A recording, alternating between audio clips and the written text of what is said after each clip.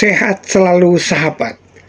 Bagi kita yang hidup berkeluarga, pasti menginginkan keluarga yang bahagia, baik lahir maupun batin. Setuju atau tidak? Tentunya membuat keluarga bahagia dalam segala situasi. Di sini dalam perspektif agama Buddha, termasuk mengatasi masalah ekonomi, memiliki anak atau tidak memiliki anak. Materi ini didasarkan pada ajaran-ajaran yang fundamental dalam Buddhisme, seperti kebenaran, kemoralan, dan konsep jalan mulia beruas 8, khususnya dalam konteks kehidupan berumah tangga, seperti yang banyak diajarkan dalam sutta, misalnya Sigala Sutta dan Anguttara Nikaya. Ajaran Buddha menekankan bahwa kebahagiaan sejati tidak bergantung pada faktor eksternal seperti kekayaan, status, atau kepemilikan, termasuk anak, melainkan pada pengembangan kualitas batin, moralitas, konsentrasi, dan kebijaksanaan. Ada 4 pilar kebahagiaan sebuah keluarga, atau 4 syarat, yaitu sama sada, sama sila, sama caga, dan sama panya. Sama sada adalah sebanding keyakinan, memiliki keyakinan yang sama terhadap dharma.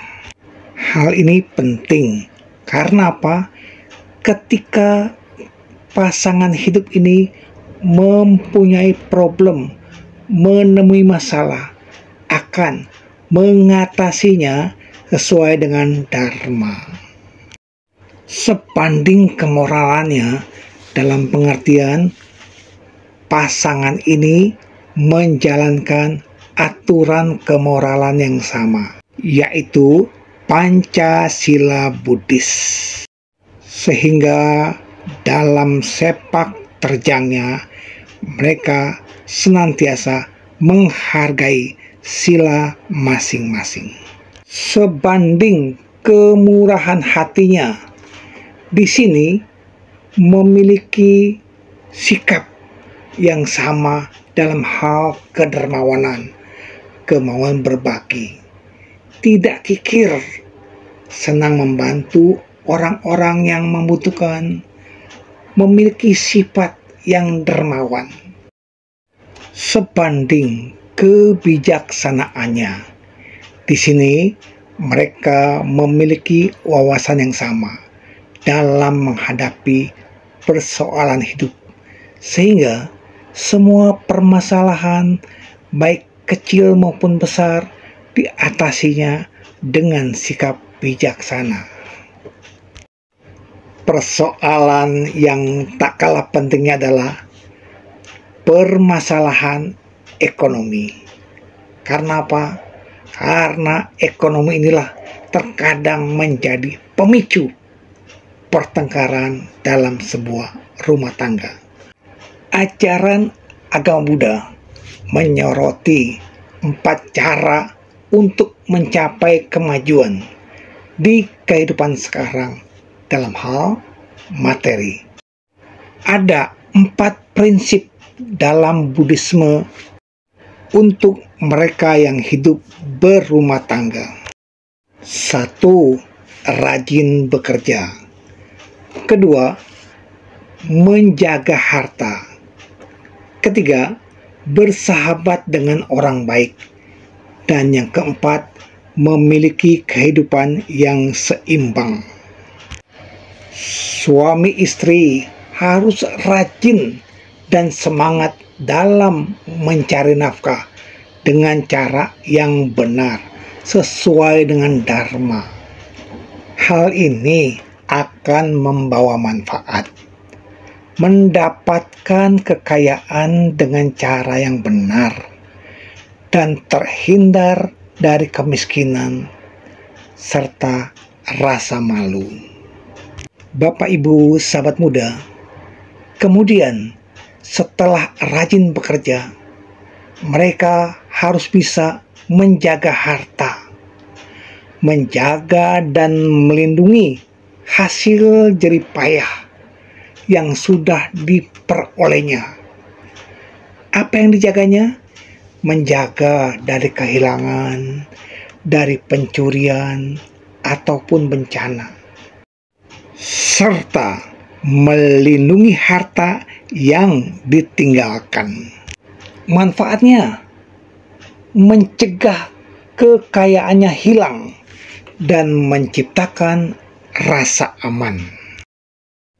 Bersahabat dengan orang baik, bergaul dengan orang yang bermoral dan bijaksana, serta menghindari pertemanan dengan orang-orang yang menjerumuskan ke arah kebiasaan buruk seperti berjudi, bermabuk-mabukan, ataupun pemboros.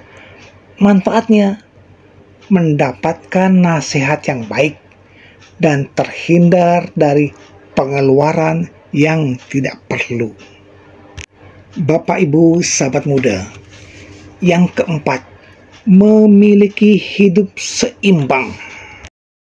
Hidup sesuai dengan penghasilan, tidak kikir dan tidak boros. Pengeluaran harus lebih kecil daripada pemasukan.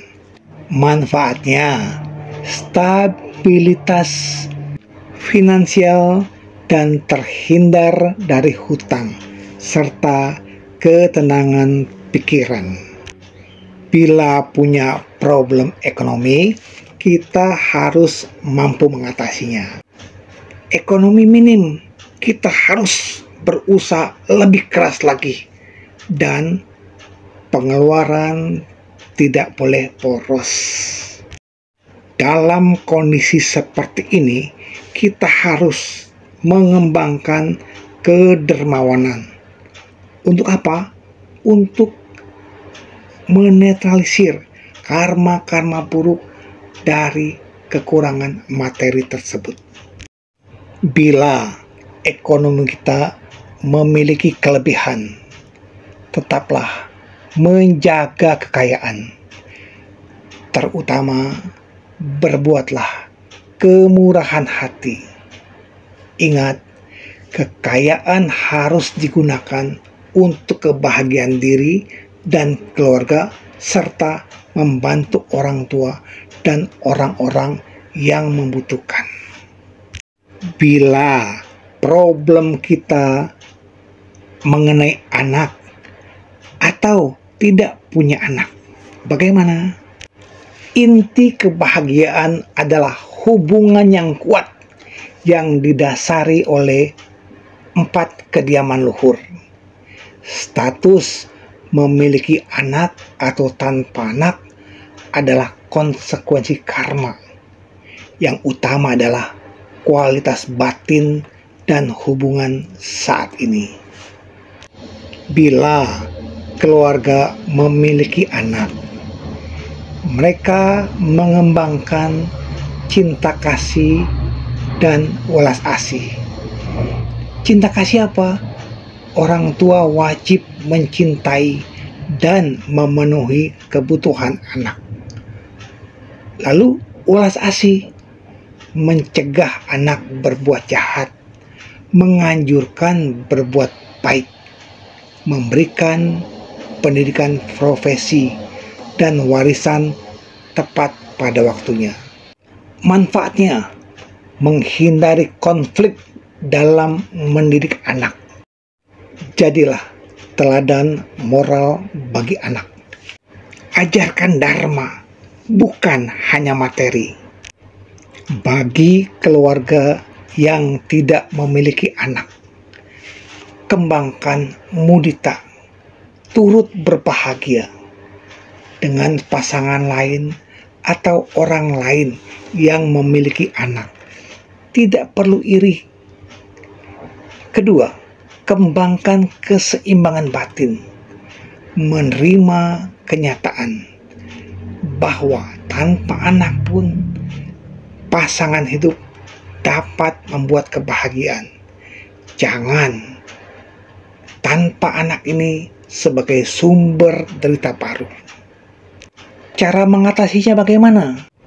Arahkan energi dan kedermawanan untuk kegiatan kebajikan, membantu sesama, dan gemar berdana.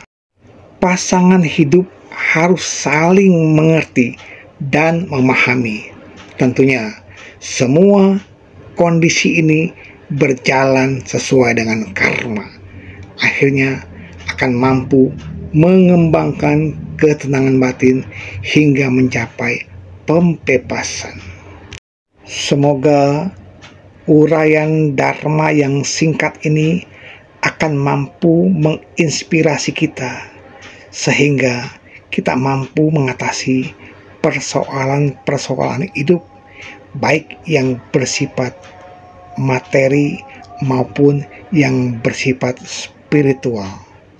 Semoga semua makhluk hidup berbahagia.